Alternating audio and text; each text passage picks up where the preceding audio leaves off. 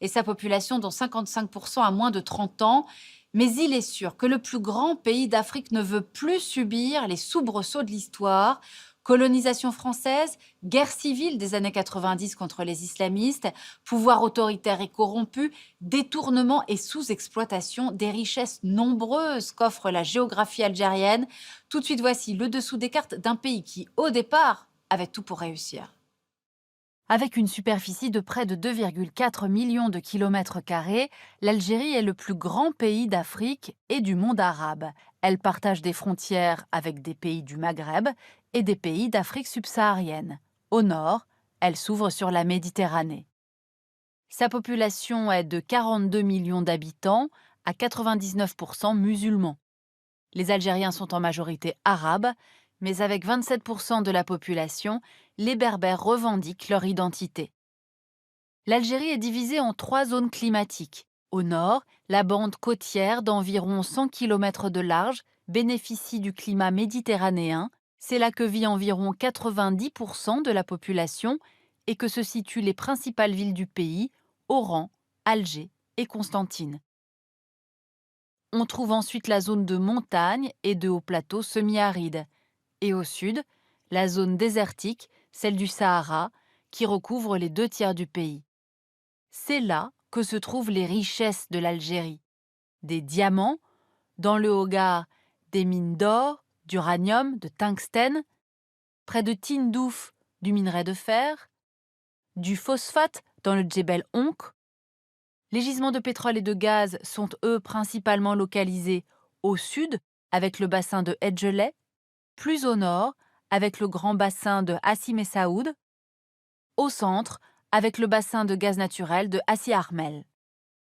Les hydrocarbures sont au cœur de l'économie du pays. On voit ici les réseaux qui convergent vers les côtes, où sont installées des raffineries et des usines de liquéfaction pour exporter le gaz et le pétrole, en majorité vers l'Europe. Les hydrocarbures représentent 98% des exportations du pays et 60% des recettes de l'État. On l'aura compris, c'est la principale rente de l'Algérie, une rente qui fragilise le pays face aux fluctuations des cours. Et une rente limitée dans le temps, car le pays dispose de réserves réduites, 21 années de production de pétrole et 54 années de gaz. L'Algérie est donc riche d'abord par son sous-sol, et s'est enrichie avec l'augmentation des prix du pétrole à partir de 1973. Malgré cette manne pétrolière, l'Algérie n'a pourtant pas vu son économie et son développement décoller, en raison d'une histoire politique chaotique, et c'est ce qu'on va voir maintenant. Le pays est devenu indépendant après les accords d'Évian en mars 1962, signés entre la France et le Front de libération nationale, le FLN, mettant fin à 132 ans de colonialisme et 8 ans de guerre. L'Algérie hérite alors d'un secteur agricole dynamique, vin, céréales, agrumes, et d'un secteur pétrolier en développement qui représente déjà près de la moitié de sa production industrielle. Elle dispose aussi d'infrastructures économiques de base. Mais le départ en 1962 d'1 million d'Européens qui occupaient des postes d'encadrement dans les entreprises et dans l'administration va affecter la situation économique du pays, d'autant que l'économie algérienne reste une économie de rente, exportant une part importante de sa production vers la métropole. Au niveau politique, avec le coup d'État de Ouari Boumedienne qui renverse Ben Bella en 1965, le régime s'oriente vers une structure bureaucratique et militaire sur le modèle de l'Union soviétique. Des réformes économiques sont lancées et passent par la nationalisation des hydrocarbures. L'idée est de développer avec cette rente pétrolière une industrie autour des grandes villes côtières, Oran, Alger et Annaba. Le pouvoir en place parie alors sur, dans un premier temps, le développement d'une industrie lourde qui générerait, dans un deuxième temps, le développement d'une industrie légère. Le FLN a réussi la première phase de ce plan, mais la seconde n'a jamais suivi. Par ailleurs, ces réformes se heurtent à d'autres problématiques.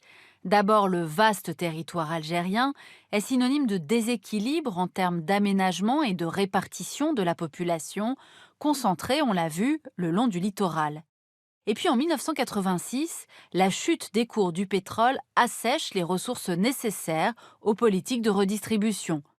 Facteur aggravant, la population a quasiment doublé depuis 1965, ce qui alimente déséquilibres urbains et mécontentement de la jeunesse et des travailleurs.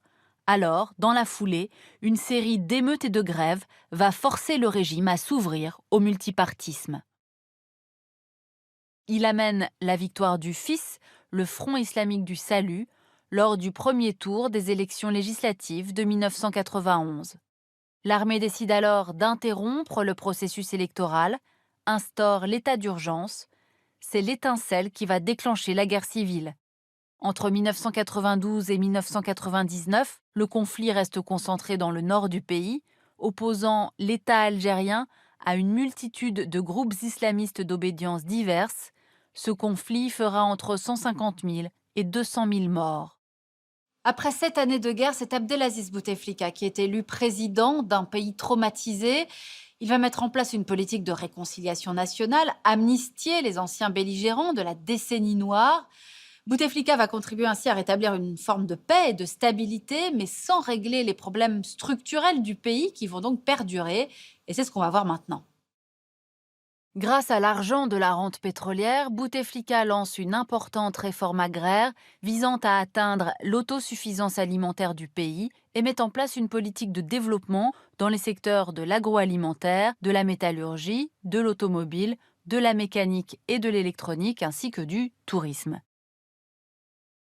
L'Algérie dispose en effet d'un véritable potentiel touristique. Un littoral long de plus de 1200 km avec des plages sablonneuses, des criques de galets et des maquis qui tombent directement dans la Méditerranée. C'est au plateau qui offre des paysages magnifiques, le Sahara et ses parcs naturels du Tassili et du Hogar qui constituent des merveilles géologiques et archéologiques. Tout cela pourrait faire de l'Algérie une destination touristique privilégiée, d'autant qu'elle est plutôt bien desservie par les compagnies aériennes. C'est pourtant loin d'être le cas, avec 2,8 millions de touristes étrangers par an contre 10 millions pour le Maroc et 7 millions pour la Tunisie. Car en Algérie, les aménagements ont été stoppés par la guerre civile et le pays longtemps déconseillé aux voyageurs. Et puis à l'absence de véritable promotion d'une destination, s'ajoutent les difficultés rencontrées par de nombreux voyageurs pour l'obtention du visa algérien. La disponibilité et l'état des infrastructures touristiques constituent un point noir pour tous les professionnels du secteur. Pour remédier à cette situation, les autorités ont accordé ces dernières années des agréments à plus de 2000 nouveaux projets de réalisation d'infrastructures hôtelières. Les résultats des réformes d'Abdelaziz Bouteflika sont donc faibles, d'abord à cause d'une mauvaise gestion étatique. La majorité des capitaux ayant été absorbés par le développement des infrastructures. Et puis en raison de ce conflit qui existe entre l'État et les grands entrepreneurs industriels. L'État a cherché à contenir l'essor du secteur privé pour réfréner son ascension qu'il perçoit comme nuisible à ses propres intérêts. Sans oublier par ailleurs le problème de la corruption en Algérie, de l'évasion fiscale et de la distribution clientéliste de la rente pétrolière. Enfin, pour favoriser son intégration internationale, le gouvernement algérien a commis une erreur, baisser ses tarifs douaniers dans le cadre de son accord avec l'Union européenne, de son intégration à la grande zone arabe de libre-échange et en vue de son adhésion à l'OMC. Or, cette baisse des taxes douanières a eu pour conséquence de favoriser les importations massives et donc la désindustrialisation du pays, ce qui a fragilisé les secteurs économiques soumis à cette nouvelle concurrence étrangère. Autre erreur stratégique, l'existence d'une loi pour les investissements étrangers qui oblige à avoir un partenaire algérien majoritaire, ce qui a eu au final un effet dissuasif et n'a pas contribué, comme dans les autres pays émergents, à une forte croissance économique.